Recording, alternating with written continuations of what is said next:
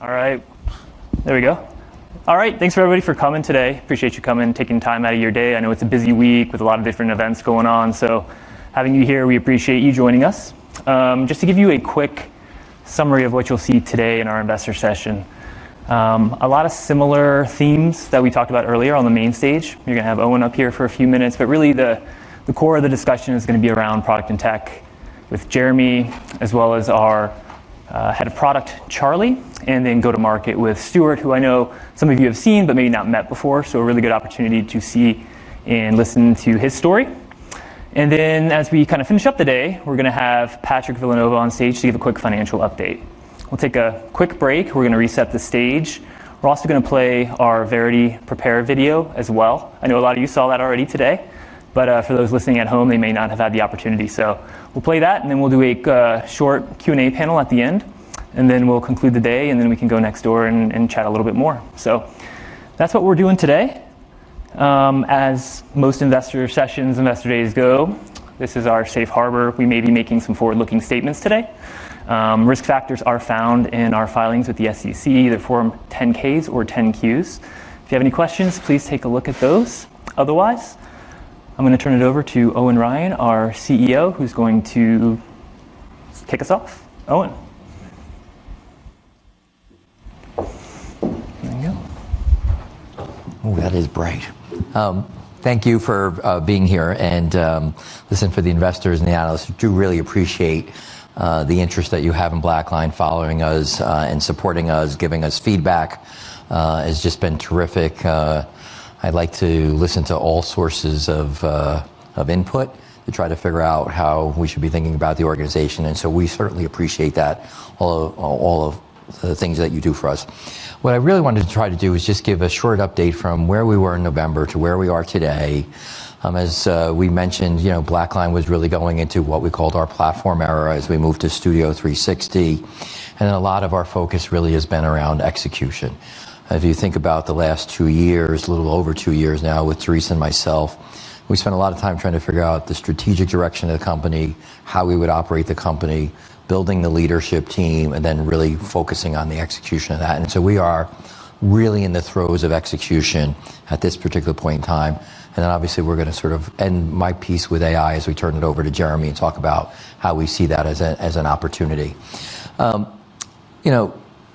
For those of you who've gotten to know me pretty well at this particular point in time, I take a lot of pride in what BlackLine has accomplished, but I'm actually never satisfied. And we tried to build that into the team here, which is, look, we should feel good about the things we're getting done, but there's no resting. In fact, we recognize that we got to keep working harder and faster for what we're trying to do. We talked over last November about the things we started to need to do within the go-to-market model. Obviously, bringing in Stuart was a big piece of that. But what we're starting to see and driving are the things we said we would do. Landing much larger deals, much more strategic companies. The pipeline is growing exponentially, but more importantly, it's real pipeline. It's not pipeline that just gets created and throws something and hope something sticks.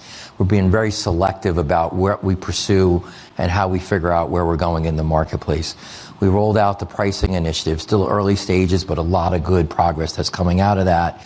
And obviously things like we said we would do in public sector, had our first big win. Any second now we should be on the federal marketplace. We keep wondering why it's not up there, but it's coming. A really big thing that we have focused on as an organization in the last couple of years is being partner powered. There's no way a company of our size, scale, can cover the globe without having really the best partners in the world. If you'll forgive me, I am a diehard Yankees fan. My board member is a diehard LA Dodger fan, so I'm still not past last year's World Series.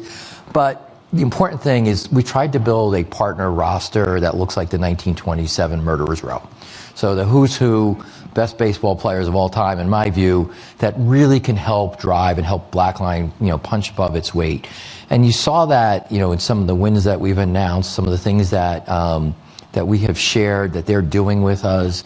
They're helping influence and shape our direction as an organization, and that's really mattered a lot. We've talked a lot over the last couple of years about SAP, and you would have seen that if you were in the audience this morning about, again, how that relationship keeps getting stronger as we move forward, and that's not going to stop. Once we got to that golden architecture and being able to be in the market together, that was a really critical next step in the evolution of that relationship, and we know that that's not going to end anytime soon. From an innovation perspective, I won't get into all of it because Jeremy's going to cover a lot of it, but what we understand is that we have to innovate based upon what our customers want. And of all the things that Therese should be particularly proud of over the last 2 years is getting this company's focus back on innovation and innovation that mattered in the marketplace. What did our customers want?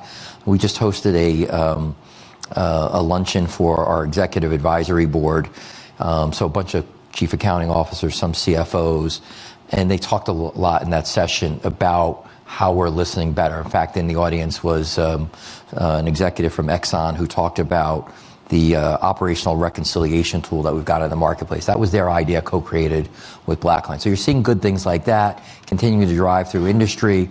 And the operational excellence. Obviously, we need to keep driving top line and bottom line performance. Some people say you can only have one or the other. I actually think we can drive both on behalf of our shareholders, and we certainly are looking to do that. Things that we said we would get done, the cloud migration, any second now, that should be done. Driving quicker time to value. Ultimately, I say it all the time, we're not in the business of selling software. I know that's what you guys evaluate us on, but we're in the business of delivering outcomes for our customers and driving that quicker time to value. If you heard Therese's remarks this morning, she talked about finance being the shoemaker's kids. And so what we've recognized in the world is if we don't figure out a way to get shoes on the shoemaker's kids, we're not going to be successful. And so that's really what we've been trying to figure out. How do we drive quicker, more meaningful ROI for our customers so that that business case is so compelling, there's no way you would ever want to defer it. So those are the things that we said we would do. We promised you we'd do those. We're continuing to try to drive that. You won't see any let up in that at all. Relentless execution, maniacal execution is really critical for any business. And I think that that's a big part of the way BlackLine is operating today. Every CEO you guys probably listen to tells you about how great the opportunity of AI is. And in some ways, they're probably really worried about the disruptive force that's there. What we believe is that actually when you think about the position we play in the office of the CFO, that the ability to combine our platform with the infrastructure that protects the data of our customers, that ability to continue to innovate, and then when you combine domain expertise with industry expertise, that really does make a difference for our customers. But importantly, if you listened this morning and you'll listen now, it's not just that we have all that. We do this through the eyes and the ears and the feedback of the biggest accounting and auditing firms in the world, right? They have to rely on things that BlackLine does. And so how do we go through that together? On our behalf, not on our behalf, but they talk to the regulators. What's going to work, what's not in this world, right? So everybody's worried somebody's going to create an agent and that it's going to be able to reconcile something. It's probably true. But who's going to rely on it if you're in a management team and sign off on it? Who from your auditing firm is going to sign off on that? And then what regulator, whether it's the PCAOB or the SEC or the International Auditing Standards Board, is going to accept that kind of work without understanding what it is? If you let everybody running all over the place creating agents and things of that nature, imagine what your audit costs are going to be if you don't have that through one platform and one controlled environment and things that truly matter. So we look at this as we've moved forward and thought about AI, we just thought about it in the sense of AI had to be embedded into this Studio 360 platform. It had to be embedded into our solutions because AI on its own isn't the product. If you remember, if you're old enough, the BASF commercials, they didn't make the product, they made the product better. The way we've thought about AI is in fact through the idea of how do we make the BlackLine platform and solutions better, more reliable, more trustworthy for our customers. Because if you're sitting there and you're a CFO, you could talk about zero tolerance. Patrick will get up here in a few minutes. He likes to say, 95% right doesn't do you any good, right? There's 100% wrong. So you can have no mistakes because you don't want to wind up with, if you're a CFO, you don't want to have journal entries that need to be booked that are found by the auditors. You don't want to have a material weakness. You want to have a significant deficiency, or God worse, you get a restatement. Those are the things that they can't have. They know they have to have complete auditability, right? The fact that when somebody comes in and says you need to sign this rep letter that says the financial statements have been prepared in a certain way, the internal control structure worked in a certain way, you need to have that. And then you think about protecting the capital markets. One of the things I love to sort of brag about is, I think as of this year, there's roughly $40 trillion of market cap that runs on BlackLine every day. That's a pretty important role in the capital markets, at least from my vantage point. Most people wouldn't think of us that way, but that reliability in helping to sort of protect the integrity of the capital markets is something that we take very seriously with our customers. Again, I've talked about our AI framework already. Really trying to get the best and leading brands from the leading firms about what will and won't be accepted when you think about financial close, consolidation, reporting, things of that nature. It had to be there. And they've told us over and over again, you could not do this in a black box. It will not work. The management teams won't sign off. We as the auditors won't sign off. And certainly the regulators won't sign off. So you think about that. And so we've gone through all that. And we built our whole platform around the concept of data integrity. And Jeremy's talked about that a lot. Teresa's talked about that. Data is the new currency. I think we really understood that and embraced that in everything we've done. Obviously, the release of Verity is now out there. But again, I think the things that I remember when I met Teresa the first time, and BlackLine's slogan was "Trust is in the balance." And as long as I've known her, and as long as this company's been around, it's always about trust. And that is the role that BlackLine plays in the office of the CFO. It's the reason we named Verity what we did, because we knew we needed to be trustworthy. We knew everything needed to be auditable, and we knew it needed to be accurate. And so that's sort of the genesis of how we got to where we got to. And with that, I'd really like to bring up Jeremy Ung, our Chief Technology Officer, to take you through much more of this. So thank you very much for your attention. Thank you, Owen. It is bright up here. Thank you, Owen, for the introduction. Chief Technology Officer at BlackLine. I spent a lot of time thinking about how to make our technology serve the office of the CFO. And to really reiterate, what are we doing here? Our goal is to be the platform for the office of the CFO. And I think to really cement this opportunity, we're utilizing data. And we're continuously moving our ability to bring in data from upstream, not just ERPs, but all other systems, source systems, as well as unstructured data. And our view is that this is going to create a hub or a platform to allow automation, particularly AI, to become increasingly powerful, but also trustworthy, as Owen mentioned, in the CFO office. So Studio 360 was our big announcement last year, and we've continued to build on this platform in the last 9 months since release, 6-9 months since release. There's been a lot of validation of this strategy, and I think to go back and just lay the foundation for this, we have to answer why. Why was data? Data is new currency. Data is critical for automation and AI. We leveraged our partnership with Snowflake to create a scalable data platform. I think what's critical here is, what I mentioned. It's not just bringing in data from ERPs. It's about bringing all data.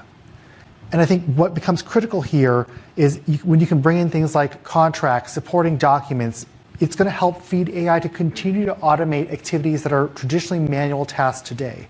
And that's why we built an expansive and scalable data platform. Snowflake also allows us to natively scale in the cloud as a scalable data layer.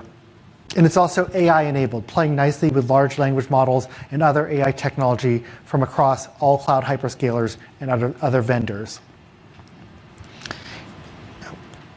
In terms of what we've been able to do so far since launch 6 months ago, we have roughly 110 customers on Studio 360.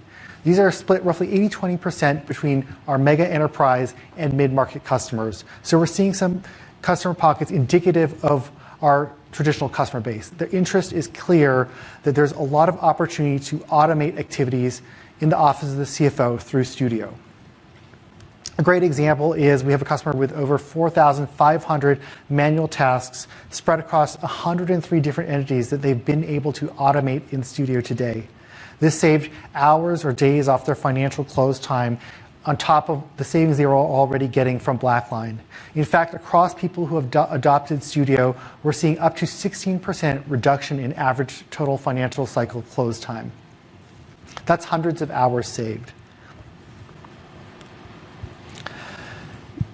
So the question is, what's next for our platform?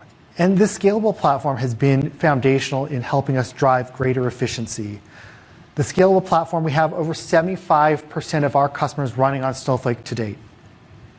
They've actually seen improvements not just in performance and reliability, lower latency in serving up data, but to BlackLine, we've actually been able to reduce our spend 80% for serving up these reporting use cases for customers on Snowflake. So we're getting increased scale at a reduced cost. And I think that's an exciting thing for us to continue to build on. The other piece, this modern data architecture we've created allows us to do is scale to be more event-driven. In a lot of the conversations I've been having with customers, especially as this conversation extends to the office of the CIO, they're looking to power a digital transformation. And they realize that it's not just about having the right enterprise systems or software, but it's about being able to effectively connect the workflows in a real-time or event-driven manner. We see this a lot in some of the retail use cases or financial services use cases where they're looking to do transaction matching in real time at greater and greater volumes. The re-architecture of our matching engine on Snowflake has allowed us to scale from 200 million transactions per month to 200 million per day. And that's a fairly conservative estimation in my mind already. And that's roughly already a 3,000% increase in the volumes we've been able to handle. But not just the volumes, our new platform is now able to match more quickly. There's been a 98% reduction in matching times, going from 4 hours to 4 minutes for comparable volumes. This is only going to continue to get better as we further optimize and build out this platform. So we have a scalable data layer, an event-driven architecture that can harness this and are moving into more real-time use cases. The next piece is how do we make it easier for people to connect data to BlackLine? I talked about the importance of bringing that data in. This is where our ecosystem of connectors comes in. We've partnered with SAP traditionally to build best-of-breed SAP connectors. We've also launched this year our Oracle Fusion connector and our Workday connector. They're in early access right now, and we have over 80 customers eager to adopt these connectors. These connectors are not just a connection to a source system like an ERP, but they actually rapidly accelerate time to value. They serve as a templatized implementation standard so that you can connect to the ERP, understand the metadata coming out of them, normalize them to the BlackLine standard, and then once it's normalized, we can utilize this against our standard machine learning models and artificial intelligence to power automation rapidly.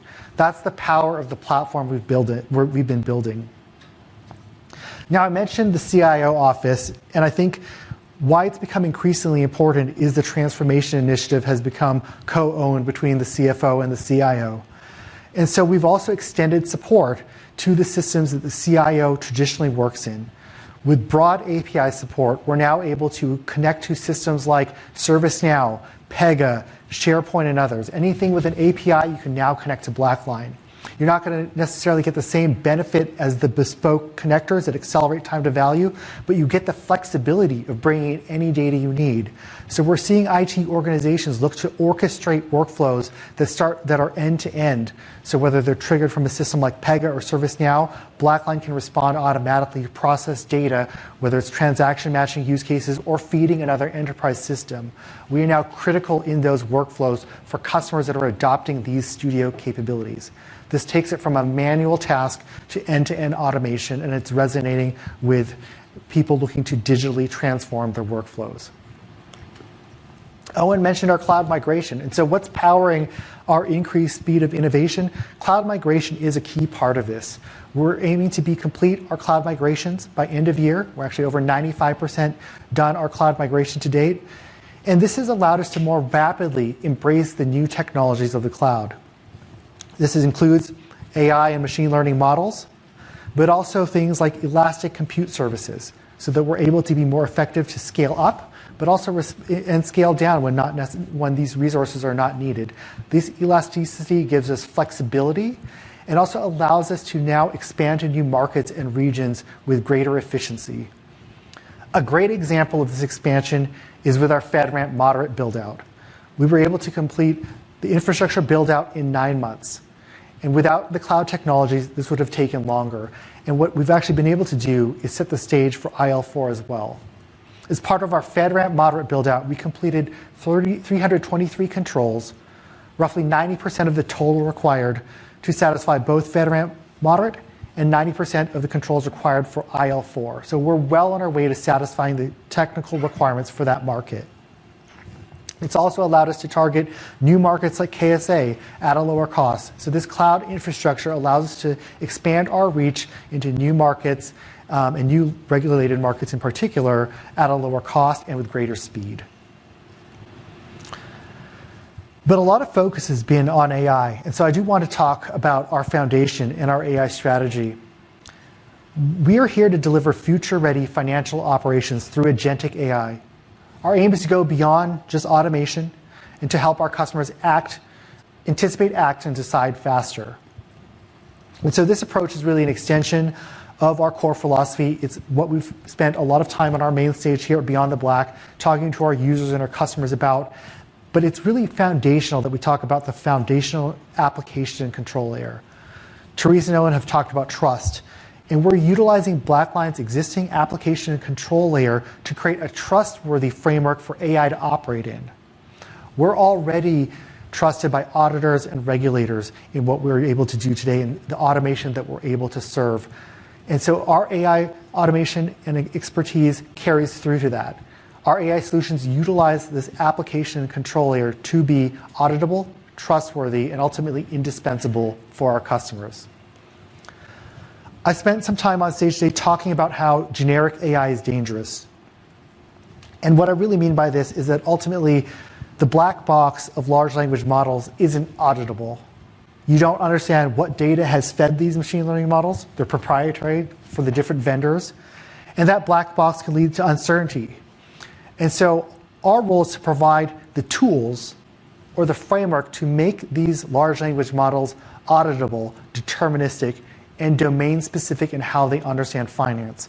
This leverages the data we have in BlackLine, the application and control layer that we've built over 20 years and proven with over 50% of the Fortune 100s that is trustable and auditable, and uses AI and gives it the tools to leverage this to accelerate automation workflows and activities. I think the best example I've given to our users and customers is around new hires. Hiring a new accountant, maybe a college grad, you can't drop them into your business without any context of how your business operates. They need tools, they need governance, they need process, they need supervision. BlackLine acts as that supervision, that control, that framework so that these new hires, or AI in this case, can be effective in the office of the CFO. So we're able to make large language models like GPT-5, Gemini, and others more powerful through the framework we have here at BlackLine. Today we unveiled Verity at Beyond the Black. Verity represents BlackLine's capabilities. It's rooted in the Latin word for truth. It's woven throughout all of our products, and it's a core part of BlackLine's platform. And it's our commitment to ensure that we are making trustworthy AI available to the office of the CFO and creating a future where humans and AI workers can be together working as a single team, and ultimately elevating the role of finance teams to be more strategic. We also know it's important to not just be AI for AI's sake. So here's our AI in action. Here are the 4 key areas where Verity is delivering value for our customers. First is intelligent insights. Verity transforms raw financial data into strategic, actionable intelligence. This helps teams be more forward-looking and risk-aware. A great example of this is when I talked about our insights capabilities with natural language. Verity can help find data easily without needing a BI analyst, an expert in Tableau. Verity helps our users find that information right away. The second area is content generation. Generative AI, that's the namesake, but we excel at using large language models to generate content on behalf of our customers, and it's accelerating their ability to do work. A great example is our financial narratives that we're able to generate using AI. We can distill information down from key documents, supporting evidence, and the data to create balance sheet and summary reports. We can draft the narrative summaries for financial statements.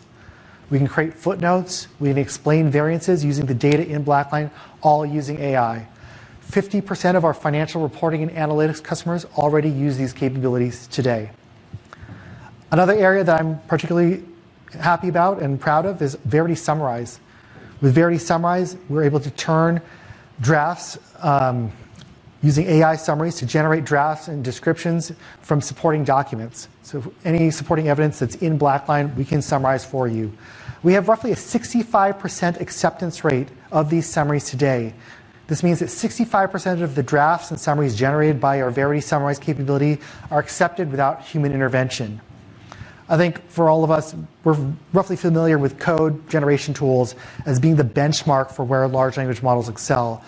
With code generation, I think industry acceptance rates are roughly 20 to 30%. So we're 2 to 3 times the acceptance rate of code generation tools. And so this is only going to continue to improve as advancements in large language models and how we harness them improve our abilities to do this work.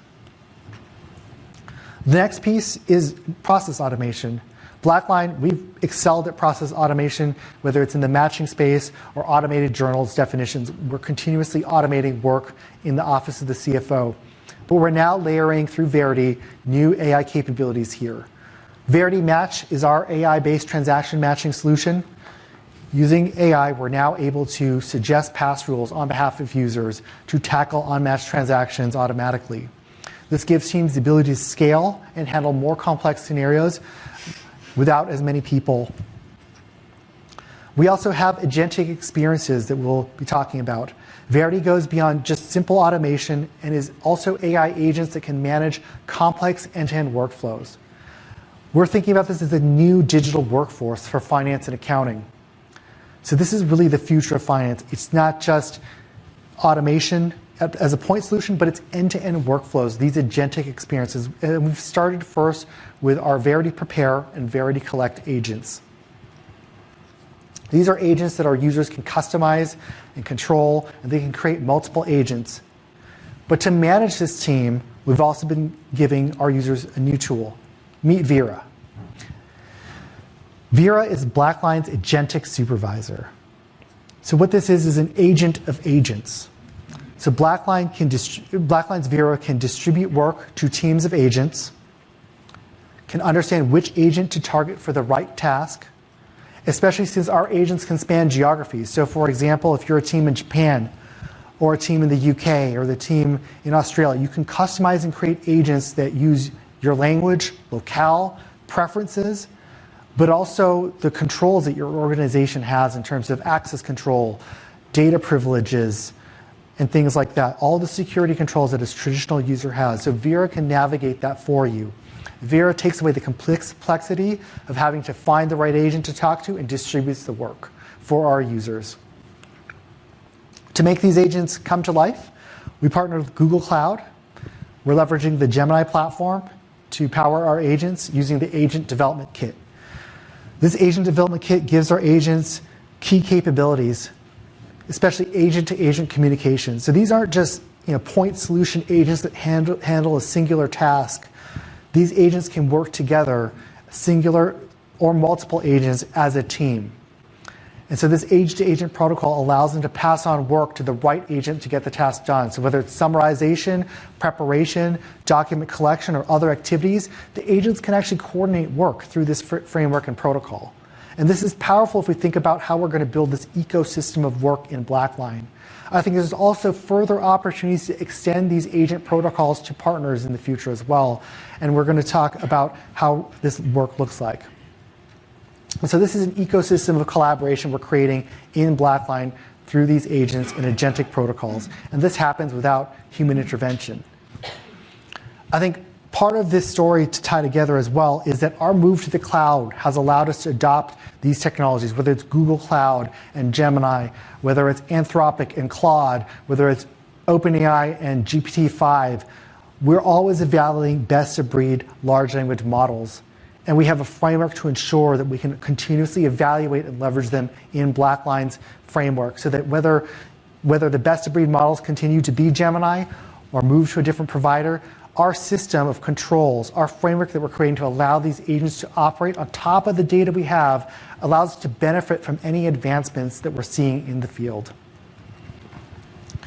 This is the view of what the new digital workforce looks like, powered by BlackLine. At Beyond the Black today, we gave our users and customers a view of a world where finance teams work together with AI agents. And you can see here that we're trying to fill out the different roles within the office of the CFO with agentic capabilities. The differentiator here, though, is that the work is auditable. Each of these agents that does agentic work will be a user in BlackLine. So they have the permissions, the controls, and the visibility and auditability that auditors and others will rely on. Here's a peek at Verity Prepare for those of you who didn't see the video or joining through the webcast.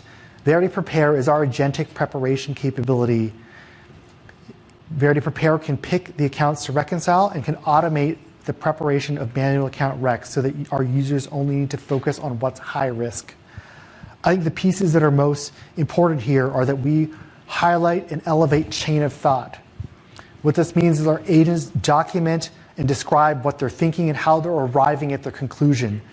They show this to users in the user interface, but they're also using BlackLine's comments audit trail to document and leave an auditable record of work. And so any changes are documented, they're reviewable, and so reviewers, supervisors, or audit firms will all have a view on what the agents are doing and can trace and trust that work. With Verity Collect, we demoed our capabilities around an AI collection agent and how we're looking to take a low-yield activity and time-consuming task of calling customers around outstanding invoices. We're now putting that work on AI's plate. Our AI agent is able to understand sentiment. It's not just placing the call, but we're also handling how does the user feel? Is the customer responsive? What's their propensity to pay? Are they committing to pay? We're able to follow up with emails and craft detailed emails of follow-up. And so we're also able to handle a lot of the workflow without a human being involved. But we've also accounted for when a human does need to be involved and handle those exceptions. This allows teams to scale without adding more headcount or capacity. And I think this is critical, is that these are the first two of our agentic experiences that we're targeting. As I showed the org chart earlier, we are looking to build and flesh out teams of agents within the office of the CFO, and we're targeting just these two to start, but looking for more to come. I think the other key concept we talked about today is our command and control center, which we've built in Studio 360. This command and control center is really targeted for CFOs. I think ultimately we are trying to up-level this conversation to be around the business KPIs. We're helping CFOs to understand where AI agents are able to help them get work done, but also what opportunity remains.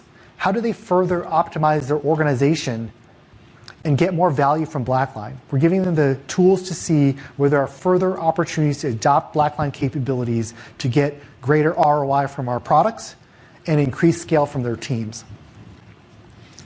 I think this is really setting up the stage for our product-led growth motion. We think it's critical that we continue to highlight the capabilities of AI, get our users and executive teams comfortable with these technologies, and allow them to adopt this technology in a way that's trustworthy but can continue to scale.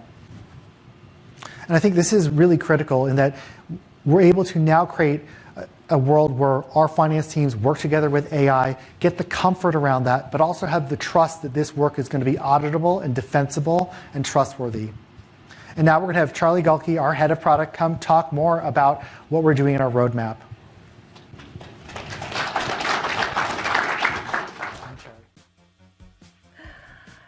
right. Okay.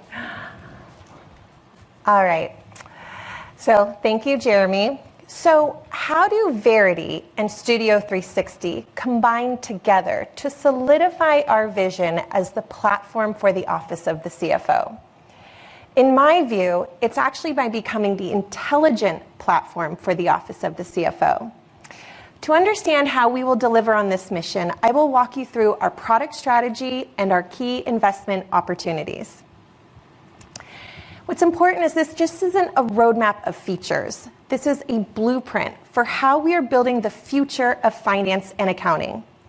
It is a strategy designed for long-term growth. It's designed to solve our customers' biggest challenges, create a competitive moat, and drive sustainable long-term growth for our company. It means expanding beyond our leadership of just financial close to become the most critical platform for a modern finance organization.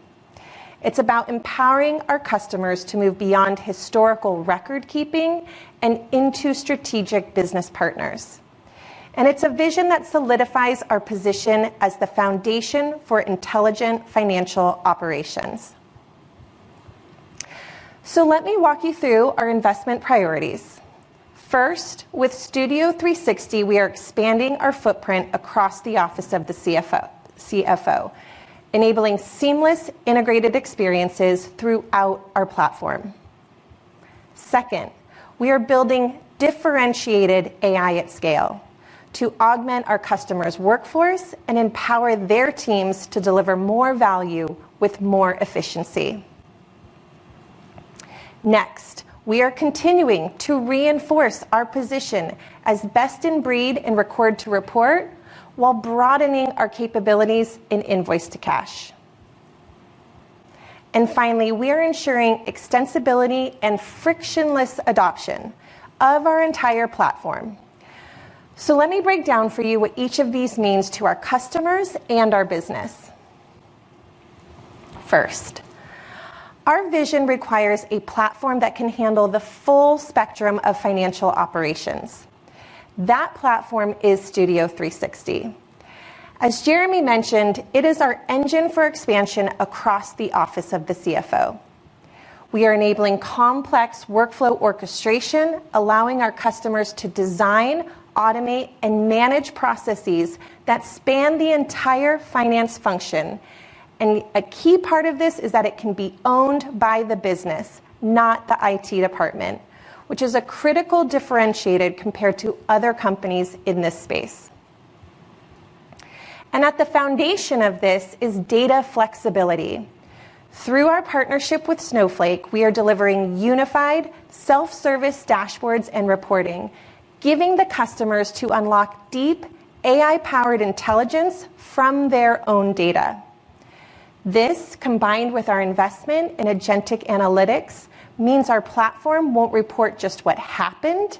It will tell our customers why it happened and what they should do next. Now on to AI. AI is the single most powerful force shaping enterprise software. And our strategy here is what differentiates us apart. We aren't just sprinkling AI features across our platform. We are building differentiated, monetizable agentic AI. Like Jeremy said, we are creating a digital workforce.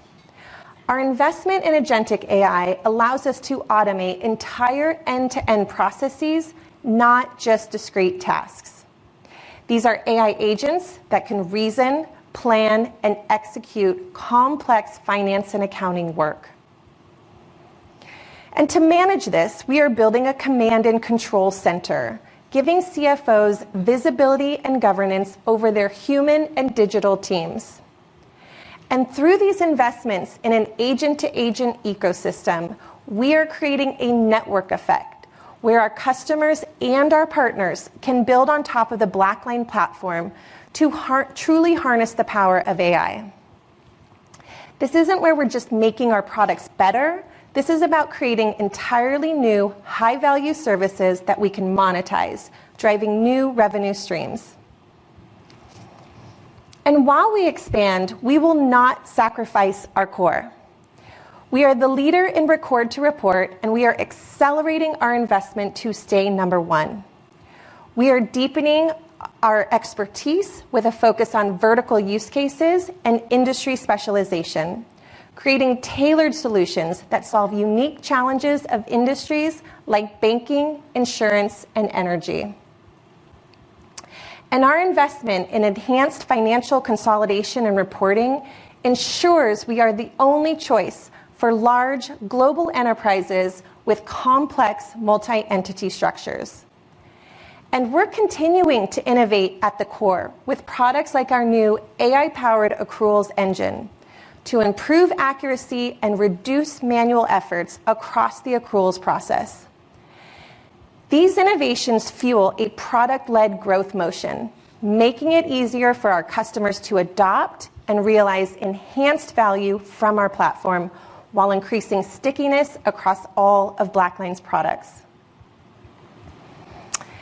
Invoice to cash represents a large adjacent market opportunity for BlackLine, and we are attacking it with an AI-first strategy. Our first key investment is in AI-powered collection management with an upgraded user experience. We are streamlining workflows and automating one of the most labor-intensive and error-prone processes within the AR cycle. By deploying specialized agents like Verity Collect for voice, email, and data analytics, we will transform the collections process, moving from manual intervention to proactive action. This will free up our customer teams to focus on value-added activities and, most importantly, accelerate their cash flow.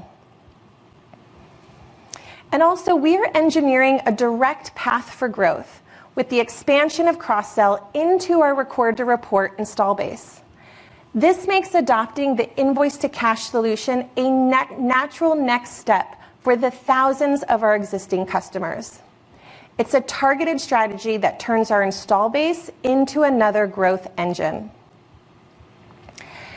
And finally, our investment in robust and comprehensive APIs and task libraries allows our platform to be the central orchestrator for any financial task, regardless of what ERP or system it touches.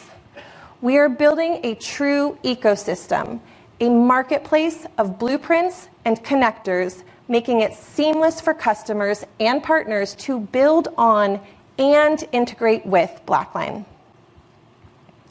But maybe even most importantly, we are focused on self-service capabilities and accelerating faster time to value.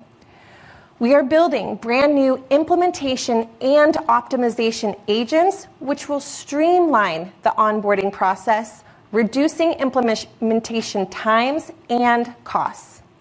This frictionless adoption will further accelerate customer acquisition and market penetration. So to bring it all together, our 5 investment priorities form a cohesive, mutually reinforcing strategy. They build on our core strengths, extend us into new markets, and cement our leadership position within the office of the CFO. We are building a company that is not just a market leader, but a true platform for transformation. And we are confident this is the right strategy to deliver exceptional value to our customers. So with that, I will hand it over to Stuart. He is going to show us how we are amplifying our commercial excellence at BlackLine. Thank you, Charlie. Good afternoon. Waiting for the slides to change, but perhaps that's on me. Yes, it is. So again, Stuart Van Houten, Chief Commercial Officer here at BlackLine. As I was thinking about this presentation, as I'm the newest executive in, I thought I'd spend a few minutes at the beginning of the presentation giving you a sense for why I made the decision to leave SAP and come to BlackLine, and what was the mental gymnastics I went through in terms of making that decision. And I'm going to tell you the end of the movie first, and then we'll go back and work through the sequences of the movie that got us to the end. And that end perception was that this is a company that had a solid foundation with immense potential in terms of accelerating growth. I did deep due diligence in terms of leaving SAP because I didn't take that lightly after being there 10 years, and it was a really good 10-year run. And so that deep due diligence was about, is there a set of competitors I don't think we can compete with? Is there not the right white space or TAM? Is there a product market fit issue? And in all cases, I found the right answers that gave me a ton of confidence that BlackLine was the right place to be. It's not a product market fit issue. It's not lack of TAM. Our brand recognition and brand equity in terms of winning in the market is tremendous. I always have healthy respect for competitors, but I would much rather be going to market with our set of cards than theirs, frankly, much better. And so I just looked around at the strategic moats that this company has built and is building. And when I combine that with what I see as my core skill set, and that is optimizing go-to-market teams for lift, I was super confident that we could drive growth here. The other point I want to make here, because it's super important for me, and I think it says a lot about this environment of AI, is, look, you guys know better than I do, AI is causing a ton of choppiness for enterprise SaaS software companies. Unwarranted, in my opinion, or at least way premature, in my opinion. But the reality is we've got this metamorphosis that's taken place over the last couple of years with enterprise customers where they had to be doing AI POCs because you looked tone deaf and you looked like you lacked situational awareness if you weren't. And that is now morphed into real money being spent on real AI projects. But the reality of those events is most of them are not providing a return today. And so that is going to create headwinds for some enterprise SaaS companies and certainly for some native AI companies. But from my perspective, this is a huge tailwind for BlackLine. Because when I was getting ready to leave SAP, I was named CRO of the Americas for what is a newly formed organization called Finance and Spend. It was the combination of my old intelligent spend management organization and the new OCFO technologies. And so I spent a ton of time with CAOs and CFOs there and continued to do so in my first 7 months here. And what is absolutely clear is that CAOs, CFOs want to take advantage of these intelligent, these AI technologies, but they're certainly not going to do so as a constituent where you can't provide auditability, traceability, transparency, and trust. And if nothing else, those are the foundations of the AI that BlackLine is building. So, the way I'm wired, there's never a shortage of things that keep me awake at night, but 7 months in, I could not be happier with my choice to join BlackLine, nor could I be happier with the early returns in terms of some of the management systems I've put in place to overhaul this go-to-market motion. And we'll talk more about that in a moment. I'm not going to spend a ton of time here. I've actually been running go-to-market teams outside of SaaS for close to 3.5 decades. It really pains me to say it's been that long because it just means I'm bloody old. But I've been involved in enterprise SaaS for almost 20 years. The last 10 of those at SAP, again, running what was the largest cloud division outside of ERP called Intelligent Spend Management.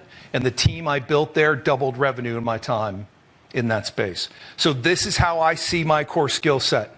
Taking under-optimized go-to-market teams, whether it's people, process, culture, and I'll talk more about that in a moment, and getting those things fixed to allow you to start to scale effectiveness in terms of your go-to-market motions. Look, growth is never easy at any time, anywhere, except for today, perhaps a handful of native AI companies.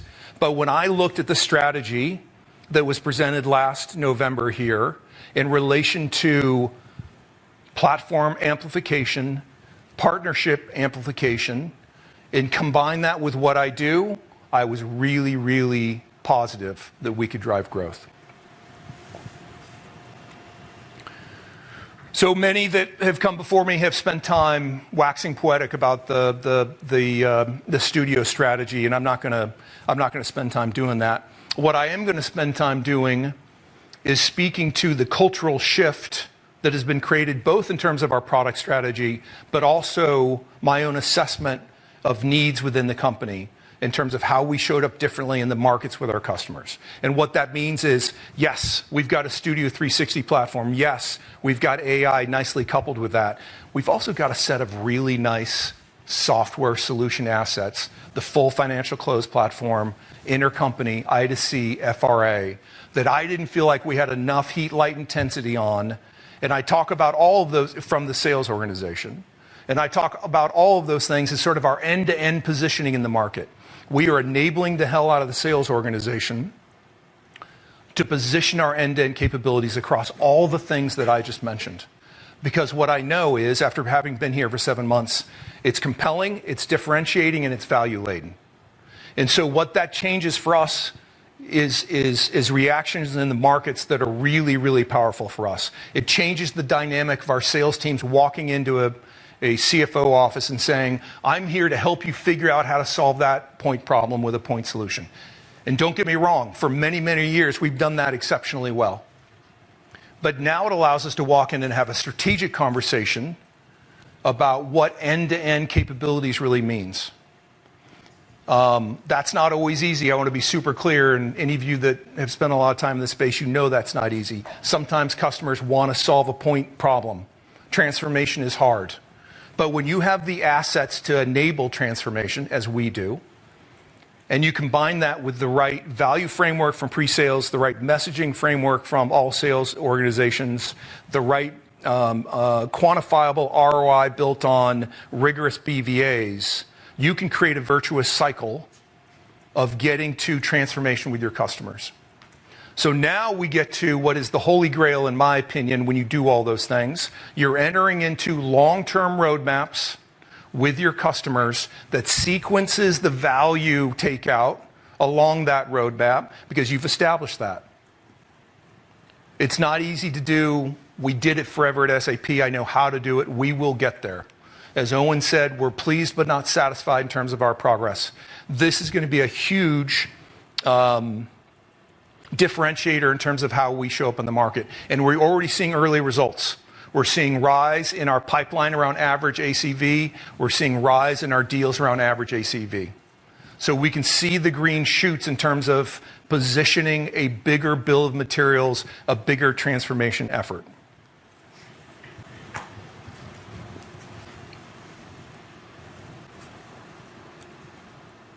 So let's talk about some of the things I'm doing and focused on from a go-to-market perspective. I want to be really clear. When I came in with the team, complete overhaul in terms of what I call a management operating rhythm, which I'm happy to talk ad nauseum about because I'm a go-to-market nerd, but a management operating rhythm that we layered across our global organizations. On top of that, we established a sales methodology. If you pay any attention to this stuff, think of it as MedPick, but it's my own sales methodology program. But this is a complete refresh for this organization, and ultimately, well-run go-to-market organizations are about accountability, management, measurement, rigor, relentlessness, and culture. And what we are accomplishing is all of those things. And it leads to pipe generation as our cultural North Star.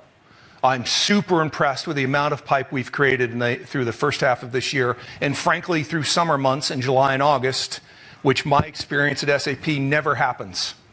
Pipe in enterprise SaaS software companies usually goes up to half one and then down as people try to close out their fiscal year. We continue to go up. So pipe is the culturally defining North Star for us. But then equally as important, and training our leadership to drive rigor around this, is pipe maturation. How effectively are we moving that pipe that we've worked so hard to create through our cycles? This stuff wasn't happening before. And so measuring pipe but not measuring pipe maturation is akin to investing in analytics, being given insights and doing nothing and taking no action with those insights. It's the same thing. The third leg of that stool then is the value equation. And I'm going to talk about what I've done with the pre-sales organization here in a moment. But a value advisory, pre-sales, solution consulting, whatever you want to call it, it's called many things, that is committed to being value first, delivering creative and passionate demos, but most importantly, being committed to world-class discovery, and again, I'll talk about this in a moment, is a really powerful tool in helping sales enable their activities. So it's about pipe maturation, it's about value, it's about being able to quantify that value, scale, and keep doing it over and over and over again. The second thing I want to speak to on this slide is AI-enabled sales teams. We are using technology to drive greater efficacy in terms of how we operate our markets. The first example I'll give of many is conversational intelligence. Because now we're spending so much time enabling all of our sales organization on the things we want them to change and how they message our strengths and our value. We can now seek for it with AI technologies, especially early with BDRs, when it's critical to start setting that impression of the broad-based capabilities of BlackLine.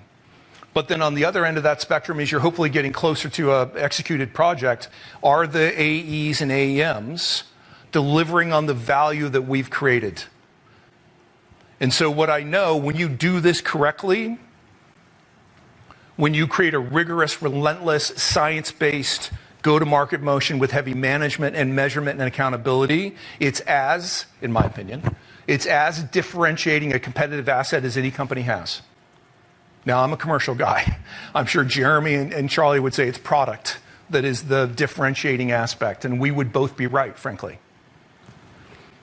And that's what we're building, and that's what's driving some of our early wins in terms of KPIs. Again, pleased, not satisfied. So now I want to talk about talent, organization of talent. So when I've probably said it 3 times, pre-sales, there's 2 organizational boxes I care about more than any other in an enterprise selling organization, and absolutely committed to having rock stars in those 2 organizational boxes. One is pre-sales, and the other is first-line sales managers. Why? Because when we set the value agenda, our rock star pre-sales are the people that bring that to life every single day and never allow us to sell products, but sell outcomes that are associated with ROI and value. On the other hand, the first-line sales managers are the people that bring the rigor to make sure they never take their foot off the pedal in terms of implementing my management operating rhythm. Go-to-market, most people think of go-to-market as being largely art, and everybody understands it because it's not that complicated. It's not. It's not rocket science. The skill is never relenting in terms of the expectations driven down into the entire organization on managing monthly pipe, on managing that pipe's maturation, on managing a value articulation and framework. If you never stop, it becomes self-reinforcing. So I got off base there a little bit. Pre-sales. When I joined, pre-sales sat in every one of my regional sales organizations. My pre-sales leaders reported my senior VPs that roll up to me. So one pre-sales team in Asia Pac, one in EMEA, one in North America, so on and so forth. And what I know from having done this for so long and built pre-sales organizations is you lose the culture of best practices. You lose the camaraderie of passionate and creative demos. You certainly lose a standardization around the processes around world-class discovery. So I hired a gentleman that was with me at SAP performing the same function, global pre-sales head, absolute rock star. We have consolidated all of those pre-sales activities and are doing all those things. He's flying around the world, providing boot camps, talking about what does value selling look like. Selling outcomes, what does that look like? World-class discovery, what does that look like? And this is going to pay huge dividends. No matter how good I am, how good Owen is, anybody else, if we don't have rock stars in pre-sales and first-line sales managers, we won't be successful. And so we are starting to upgrade where we need to, and we will continue to do that. But those are some of the early focus areas in terms of go-to-market.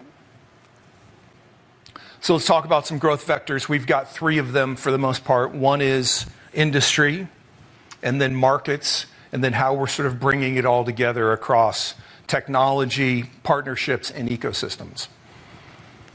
So there's some redundancies in terms of the benefit that an industry-focused sales team brings to some of the things I've already mentioned, but it just puts it on steroids in my estimation. I come from a heavy industry-focused background at SAP. I haven't worked for a Salesforce, I haven't worked for an Oracle, but I've been a lot of other places. I am as impressed with the industry focus that SAP has of any company I've worked for. And we're going to get there. We're not there today. But the industry focus allows you to do a bunch of the things I spoke of earlier. When you do it right, with the right industry principles and sales organizations, and pre-sales is a tip of the spear on this as well, you're creating stickier use cases. You're more adequately differentiating yourself from your competitors. You're able to maintain pricing power more because the ROI is so great, and you're able to control deals better because the opportunity cost to not move when you've created a real clear return is in your favor versus allowing the customer to control the quarterly outcome. Super excited about industry, and we already, I don't know how many different verticals we have, like the top 5, 6, 7 already. Incredible blue chip customers, but excited about expanding this even further. Markets, entering a new one and expanding in another one. I'll start with public sector. Got our first win in public sector. DOJ, huge event for us because we've not been in this market all that long. But if you've spent time staring at the federal space, you know that this is a massive, durable market that allows real staying power if you do it correctly, right? And I think our right to win is tremendous here because every agency is under so much pressure to demonstrate fiscal transparency, improve accountability, and eliminate waste. So I do think our right to win here is huge. And frankly, a shout out to the P&T team, how quickly they got our technology to FedRAMP Moderate. If you know this stuff in terms of these certs, to be able to sell cloud products into the federal government, FedRAMP Moderate is huge. You can sell to all the civilian agencies. Is it high, Jeremy? I think it's FedRAMP High that allows you to sell to the big defense and intelligence agencies, which we will get there. This is going to be a huge driver of growth for us. I don't even think I can conceptualize yet how big it's going to be. It's going to take a couple years, but we are super excited about the opportunity for public sector. International markets, in terms of expansion. I'll start with EMEA, and Owen already mentioned some of this. Look, we're going to grow nicely 24 to 25 in EMEA. New leader there that we brought in from Salesforce, he is also a rock star. We are getting on a better glide path, but we still think the TAM in EMEA is huge. We're barely cracking the Germany market. Doesn't make any sense in terms of our relationship with SAP. We'll get that right. We're investing in KSA, and we're rapidly moving towards a POC with a very large company in KSA. Tremendous developments there. And then in Asia Pac and Japan, really nice foundation of success by that leader out there in Asia Pac in terms of driving nice growth in 25. We will springboard off that growth with all the things that I've spoken about to date in terms of the right end-to-end messaging, the right commitment to value, the right people doing the right things. And then finally, Japan. Look, Japan is also going to grow in 25 from 24, but we need it to be orders of magnitude larger and moving more quickly. And we think we're starting to figure out what are the impediments to allow us to do that. And then finally, look, I've got one more slide after this. I'll sort of bring it all together, but moving left to right. Look, AI, really impressed with the AI we've announced. I'm anxious to get with customers tonight and hear their views as well. It's the newest, sharpest tip of our spear in terms of our go-to-market teams. But again, I want to be super clear, well before Studio and AI, we have been training the teams to sell the end-to-end set of solutions, full financial close platform, intercompany, I2C, FRA. We have some really nice assets there. For the second quarter in a row, Q2, Q3, our largest deal by a long shot will be intercompany. We are going to rapidly grow around intercompany. SAP, man, I could not be more excited about SAP. Having come from there, I know the amount of organizational change they were going through at the beginning of this year because I was involved with a lot of that planning for the Americas for finance and spend. My view is they've been somewhat distracted through the first half of this year. And still in that environment, we saw a really nice pipe uptick in terms of Solex opportunities. We saw a lot of things that really matter in the market in terms of the golden standard architecture that everyone in SAP understands. More importantly is the auto attach of SKUs into finance packages for both private cloud and public cloud RISE. That is huge. Prior AEs had the right to pull those our SKUs out of those bundles, and now they've got to get special exception to do so. But even independent of that, I speak to people that used to work for me, and they're like, man, I've been measuring it. In February of this year, when we took over the OCFO BlackLine Technologies, we had 20 opportunities amongst a sales force of 125. They're now at like 170 in terms of total opportunities a short few months later. I really feel like we're going to drive a nice Q4 and see acceleration in 2026. And then partners, look, every time I enter an organization, newly entering an organization, I'm looking for effective scale and all the levers that I want to pull to drive an optimized go-to-market motion. That's what partners represent for us. And there's a lot of work we still have to do in terms of getting them fully enabled on our new messaging and our new thinking in terms of how we go to market, but we're making a ton of progresses there. So I think in general, we think there's a real force multiplier effect across these three dimensions is our last point on our growth vectors. And then I'm going to just close it up and tell you what I've already told you, sort of told you the end of the movie, told you how I got through the movie, and we're back to the end of the movie. I just think there's tremendous opportunity here. We've built really nice technologies that are the best in the record to report space. I think we haven't been as focused on driving transformational deals in the past as we will be going forward. But then you start to combine that with Studio and AI and intercompany, we're going to have a really nice opportunity for growth. And so when you start to lay on that management operating framework with the new sales methodologies we've deployed in combination with our new solutions and our new adherence to end-to-end messaging, we really feel like the opportunity to really grow through 26, 27, and 28 is very, very doable. Super excited about it. So now I think I'm turning it over to Patrick Villanova.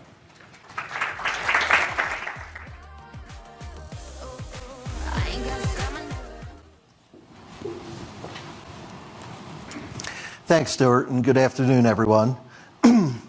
So you heard from Owen today about our powerful AI vision for the future and the present.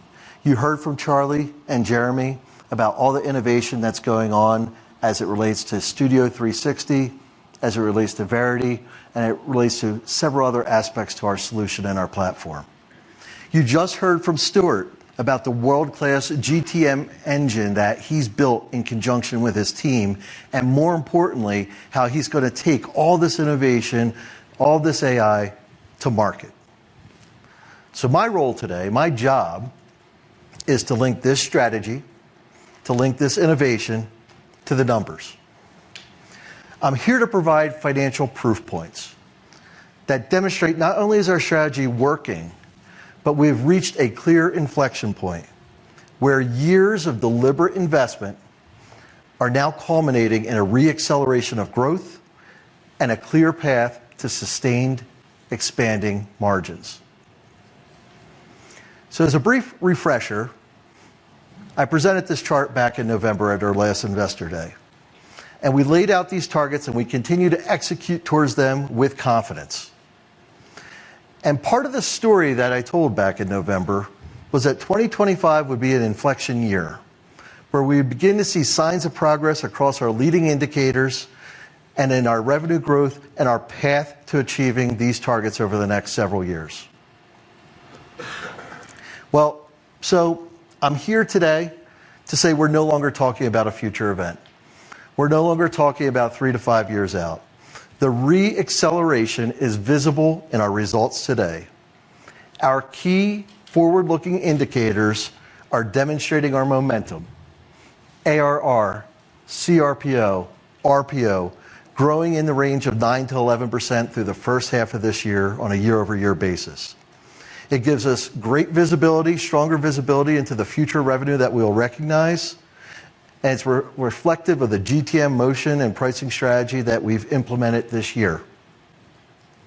And so when you look at our full year guidance for 2025, it implies a certain performance for Q4. And the message is clear.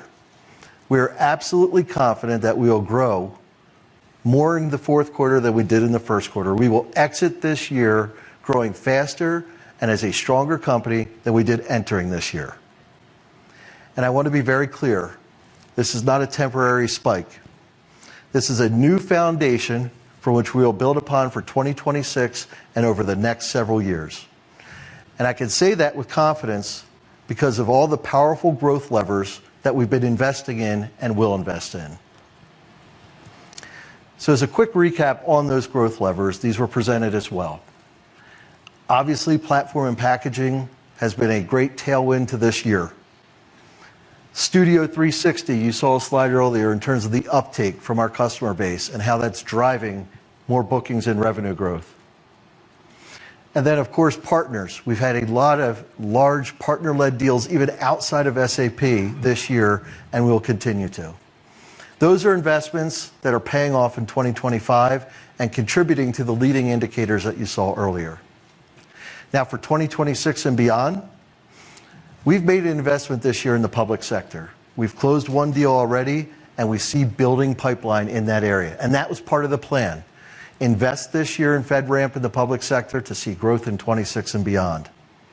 You heard Jeremy and Charlie talk about all the agentic AI that they're building and how that's going to stimulate growth in the fourth quarter and beyond, 26 and beyond. And then lastly, you heard Stuart talk about his relationship with SAP and our relationship with SAP and how we continue to invest there, continue to go to market stronger, better, and that is an opportunity for us in 2026 as well to turn the pipe that he referred to into bookings and then eventually revenue. And so what's important here is that there's no big bet up here. None of these levers represent 90% of our future growth. Each one of these levers have a standalone ROI model that is going to yield about 0.5 point to 1.5 points of growth, compounding upon itself over the next several years. And that's what continues to contribute to our confidence in executing on our model. So let's look at some deeper metrics here and first half results that demonstrate that the strategy is working. If you look to the upper right, our average new deal size is up 39% year over year. This is a testament that we're landing with a platform and that we're landing with multiple pillars within that platform. You can see on the upper left, when we have 2 pillars or 3 pillars within that platform, that the ACV goes up exponentially for that customer, and the net NRR also increases. As a result of this, we now see strategic products contributing to 29% of our sales, and that will continue to increase. We've had a 24% growth in our number of $1 million customers in just 1 year. And then more importantly, in the second quarter, over half of our new logos are taking up our new platform pricing model. It's being well received in the market. It makes sense. The value is obvious. So these are indicators that our strategy is working, and it continues to strengthen our confidence and that what we're doing from an investment standpoint has taken root and proven to be successful in 2025. So let's talk a little bit more about our pricing model. It was primarily designed to do 2 things. One was to unlock the power of our Studio 360 platform and the value that it brings to our customers. And then 2, it was meant to be a commercial vehicle to monetize the powerful AI that once again you heard about this morning in the keynote and earlier in this meeting, and how we're going to go about monetizing that.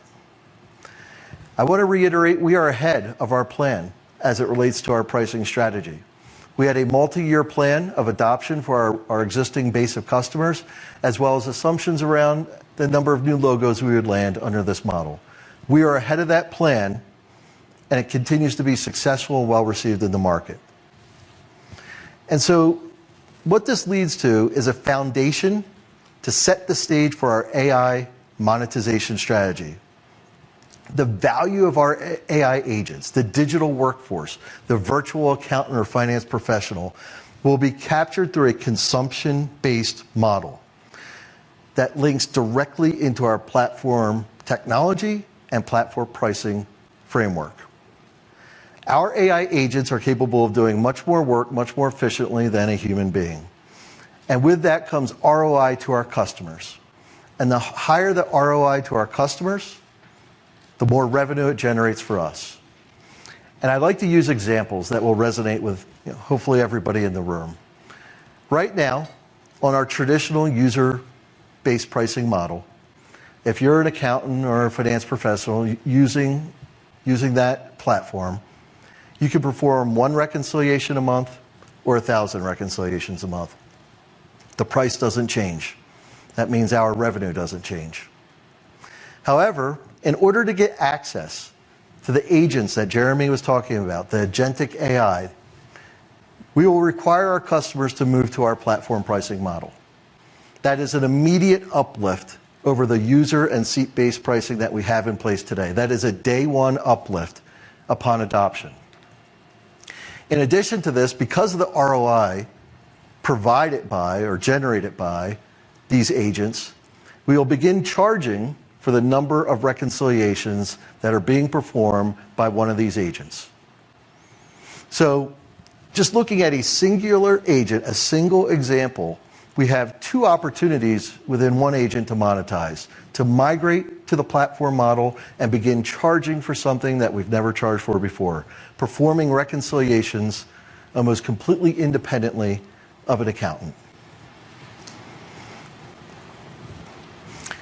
So moving from growth to expanding margins.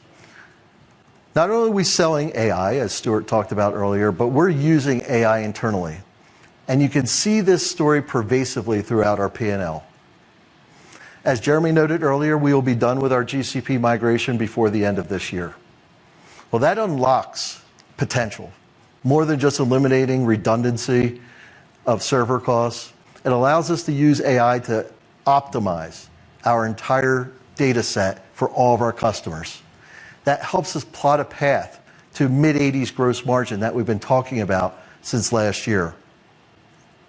From a sales and marketing perspective, Stuart highlighted several things we're doing in pre-sales, in pipeline generation, in go-to-market motion, all AI-enabled that is generating more productivity for a lower cost. Product and technology. We've been moving individuals or placing individuals in lower cost locations, engineers, and that's provided a benefit. But just as importantly, we've enabled those engineers with AI tooling. And those engineers are producing more output, more code, more innovation than they ever have before without compromising quality. And if you want evidence of it, because it's all about proof is in the numbers, well, just look at our P&L. All the innovation we've been talking about over the last year or two, Studio 360, agentic AI, it goes on and on. That Jeremy and Charlie talked about. We've been able to do all that with P&T costs as a % of revenue not changing. And that's a proof point to the efficiency that we're generating in that area. And then finally, G&A. Our own back office, our own backyard, we will continue not only to use our own product, but to use IT and AI to continue to generate economies of scale to enable better scalability so that our G&A costs do not grow in proportion to revenue. All of this leads to a clear path to expanding margins and a clear path to our target model. So the combination of accelerating growth as well as expanding margin puts us on a clear path to the Rule of 40. If you remember back in November, we talked about reaching our target model of 13 to 16% growth in 3 to 5 years and 26 to 30% operating margin. Well, today, I can sit here confidently and provide even more transparency in terms of that timeline and how we're going to achieve our Rule of 40. Our guide this year is 29 to 30%. There's a clear path to 33 next year, 38% in 27, and then by 2028, achieving a Rule of 40 of 40% or better through a combination of the growth levers and strategy coupled with expanding margin. And so that financial model obviously is going to generate more cash flows than we're generating today. So it's very important to understand what is our capital allocation strategy.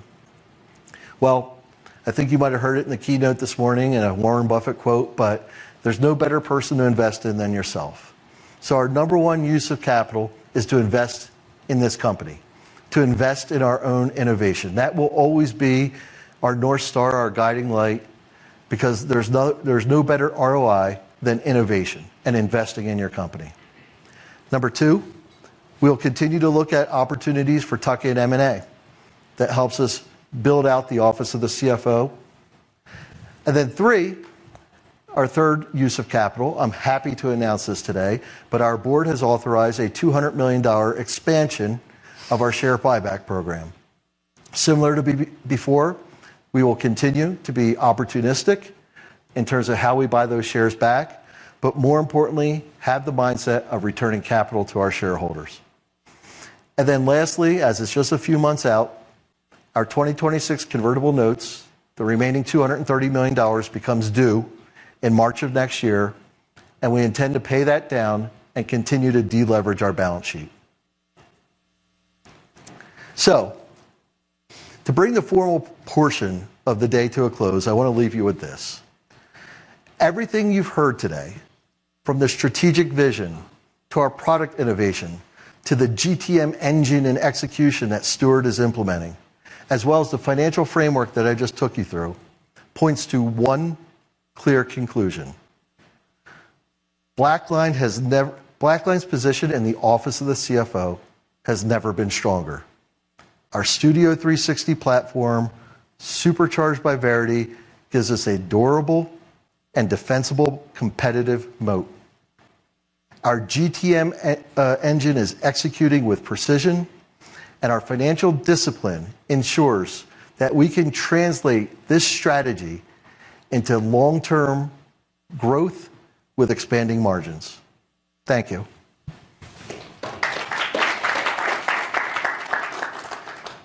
I do want to say if we could just have a few minutes to get set up for Q&A, but I don't know, Matt, if there's anything else there, but yeah. So just give us a few minutes to get set up, and we'll start the Q&A. So we're going to replay the video you saw, or maybe you didn't see earlier today, about Verity Prepare. We know a lot of the viewers at home did not get a chance to see this, but before we dive right into the Q&A, we're going to play that one more. Vera, thank you.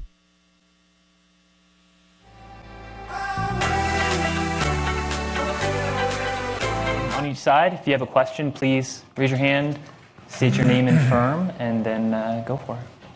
All right, thanks for having us. Matt Van Vliet from Cantor. It seems like now the products, or at least a couple of them, are very much ready for customers to start using. And you talked quite a bit about AI monetization, but what are the impediments today, whether they're out of your control or within your customers' deployments today, to be ready to really utilize these and start driving revenue growth from that? And maybe more importantly there is, how do you overcome some of those impediments? Is it just a go-to-market execution element? Is there an education of your customers of how and why to make these moves and sort of get to the Studio 360 approach? Thanks. You want to start, Jeremy? Jeremy, start. And then Stuart. So I think when I talked about Studio 360 earlier, it was really about laying the foundation of data. And across our customer base, that data is present. I think the impediments to AI we typically see are around control and governance. That's one of the big ones that comes up. I think increasingly over the last year that has decreased over the last year. We see that in less requests to have clauses in contracts that talk about data specificity or around AI specifically. So it is now about showing the possibility that AI is going to bring and the ROI there. And I think that's where, as we begin to up-level the conversation, CIOs and CFOs have a charter to adopt AI or to transform their businesses. And this gives us the capability to do that now. Sir, you want to touch on the go-to-market? Well, I just want to make sure I'm not answering a question that wasn't asked. The question is, do we have certain embedded-based technologies in our customers that make it more difficult to adopt AI? I'm trying to make sure I don't miss the... If that is an impediment, I mean, if you're sort of past that now with where you're at, is it just a matter of getting that in the next deal conversation, the next renewal, the next new deal scope? Like, where do you focus most on trying to monetize it today? I'm not worried about embedding AI in customer environments that may be well adopted or not well adopted. So where I start from that perspective is I do think there's portions of our financial close platform that are not well adopted. And so that creates, they solved a very specific problem and they did it very, very well, but it's sort of lost the vision of the CFO, right? And so we've got to, and we talk about our ecosystem as being a great enabler of this in terms of how we message this jointly. There's lost value wedges and not more fully buying into and investing in the financial close. And it's incumbent upon close products. It's incumbent upon us to be able to tell those stories and wrap the right sort of commercial and services packages around that. I don't think those impediments today are going to slow down Studio or AI, but that's yet to be determined at scale. Chris? Chris Quintero from Morgan Stanley. I want to ask kind of on a similar topic here on AI and Verity. It's a really interesting approach and framework that you all are laying out and makes a lot of sense given who your customers and users are. But how do you think about the medium, longer term kind of AI adoption curve within the office of the CFO, given you have on the one hand those kind of more risk averse buyers and users, but on the flip side, you also have clearly a lot of ROIs to be had within the office of the CFO. So kind of how do you think about those two dynamics with adoption? Jeremy, you want to take that? Yeah. Sure. I think this is, again, to anchor on the strategy around Studio 360, what we're creating is a platform for the office of the CFO. And so I think while we excel at our differentiated capabilities in financial close, record to report, and invoice to cash, like in that collective, what Studio 360 opens up is our ability to expand to automate more activities that happen, right? Like in just conversations with Patrick's team, there's a lot of work that happens that isn't automated today. It isn't captured by existing solutions, but we're connected to those source systems already. We started that journey with Studio 360 Orchestrate to begin orchestrating some of those activities. And this is why I brought up earlier why we're extending to other repositories. You saw on the video SharePoint, other things that are unstructured data, because we can then take AI, which is great at interpreting that unstructured data, marry that with our normalized data models that when I talked about connectors and how they really rapidly extract normalized data, combining those two allow you to automate that in a meaningful manner. And that's where I think we can extend that conversation in the office of the CFO to orchestrate and automate more of that activity. Who's next? I can't see. George? Hi, George Kurzweil from Citi. Thanks for putting on this event. Kind of a two-parter on the platform pricing. Patrick, I think you alluded to being ahead of plan, maybe just more details on how that's going. And then the idea that you have to take on platform pricing in order to adopt the AI products, I think is interesting. I wonder if could that serve as another potential impediment to AI adoption? Yeah, so to address the first question there, we had a multi-year model in terms of how our pricing strategy would be taken up. And without going into the excruciating details, we broke our existing customer base into cohorts with certain expectations in terms of when certain customers would adopt it from a renewal strategy. Then we had a separate model on new logo. And what we're seeing is, notably with new logo, we are way ahead of where we thought we would be in terms of how it's being adopted. And you might have heard, Owen and others talk about some of the large 8-figure deals we won. And our pricing model was core to winning that. Not standalone, but it was a major driver. And when you're sitting down with a CFO or a CIO that has 10,000 employees within their office in multiple countries, the last thing you want to do is start counting how many seats you need. It just takes away from the strategic aspect of the conversation. You take that off the table, you deliver a platform with a platform fee, and then you start talking about automation and transformation. And that impediment, the more impediments you can remove from the sales process, I'm not a GTM expert, but I'm pretty darn sure that's a good thing. Take as many obstacles out of this as you can. That's why we're really seeing the uptake with new logo. And then, yes, there's certain customers within our renewal space. It is a 3-year plan because that's our average contract length, but we're pulling as much of that forward as we can, identifying customers that are ripe for that, and then working through that renewal space. So that's ultimately why we're ahead. The second part of that, there's a financial answer to your question, and then there's a technological answer to your question. I'm going to answer it through the lens of a practitioner. And as somebody that has used BlackLine as well as other tools out there and platforms out there, solutions, I guess is a better word, to bring more automation to my team, if you can go out there and prove the ROI, which we can, and you can do the business value assessment and show how it's going to change the lives of everybody within your team and unlock the potential of your team, when you do that successfully as a vendor, and I want that technology, I'm going to uplift to that technology. I mean, because you have the brand permission as BlackLine. You have the CIO and CFO permission. You have to have an AI strategy. So if you have a proven technology that's going to speed up your close even more and speed up your overall office of the CFO, you're absolutely going to pay a little bit more to move onto that platform. It's a no-brainer. Yeah, I just want to add to that because I spent a lot of time talking to executives, and I was on the phone with a CFO of a $15 billion revenue company last week. His cost of finance is 2%. He needs to get it to 1.5% based upon what the private equity owners want him to drive it down to. And the whole conversation we were having was being on our platform pricing, but seeing the return that can drive that cost down. And in that conversation was how many people can I eliminate by using what BlackLine has, right, from an AI perspective. And so people don't originally love the idea of maybe being platform pricing versus user-based if you have an old model, but it's just where the world is going. And then if you talk to executives at larger companies, you talk to people around here, the customers today, the CFOs are all under immense pressure to use AI somehow in their organization. And the ability to sort of work with BlackLine where you can trust it, rely upon it is so important to them. It's so important. And so yeah, there'll be probably some resistance, but I think it's not going to be that great of a wall of resistance, particularly as more and more companies get comfortable with platform pricing and moving away from a user-based model. Great, thanks.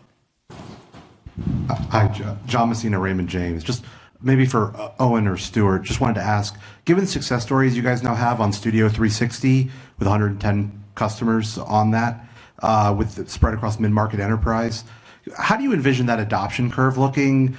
How do you expect that segmentation will look as far as adoption with mid-market versus enterprise? And then is that coming on renewal or is it intra-contract? And then maybe for Patrick, sorry for the multi-parter here, but for Patrick, can you remind us what the uplifts look like on Studio 360? Thank you. Want to start? Yeah. And I want to make sure I don't miss all of the 3 pieces of that question. Look, do I think that Studio acceleration happens in enterprise versus mid-market? My sense right now is it happens in enterprise. I still think we have a tremendous opportunity in upper mid-market, but I think it absolutely happens more rapidly in enterprise. And I apologize, I forgot the second part of the question. Don't worry, there's 3 parts. Just on the adoption curve more broadly, and then also on just when are the conversations happening? Are they happening more at renewal, or are they intra-contract? Yeah. Just any color there. So, look, I think the adoption curve would have already been more up and to the right based on some lack of execution issues in terms of being really committed to telling the end-to-end story. I think you're going to see that through Q4, and I think you're going to see that in 2026. Sorry. It's been a long day. The third question was? Pricing, that's going on. Oh, it's going to the back. So I guess the way to think through the uplift, we've never put a number out there, and there's a rationale for that. So I have a two-part answer to this one, to the one-part question. For one, there is a base fee for Studio 360, dependent upon the size and complexity of your organization. It's not one single flat fee. So that right there, right out of the gates, you land bigger. What really drives the uplift, though, long term, is the fact that Studio 360 connects our 4 pillars or 4 solutions together. And you saw the slide that I presented earlier that showed when you have 2 pillars versus 3+ pillars, how exponentially your ACV goes up as an organization, and you become so sticky, your NRR is notably higher than the rest of the base. And so the connectivity of data that Studio 360 provides, that is the bigger of the 2 value propositions. Historically, years ago, we had 4 pillars, 4 solutions, 4 silos. They didn't talk to each other as well as we would have liked them to. Now they do. And when you remove that encumbrance, when you have that flow of data, that's yet another obstacle that you remove from the selling motion. And you say, okay, you only have this one pillar. Now you have Studio 360. You can link these other 3 in seamlessly. And when you can say that, not just to a CFO where data is king, but to a CIO, now you got both of them working in tandem in your favor. And that's where the true uplift occurs. I think one of the things I've learned in this business is it takes some time to get your own people trained on what the messaging is. And I think Studio 360 isn't that intuitive right out of the box. It takes a bit of learning and understanding.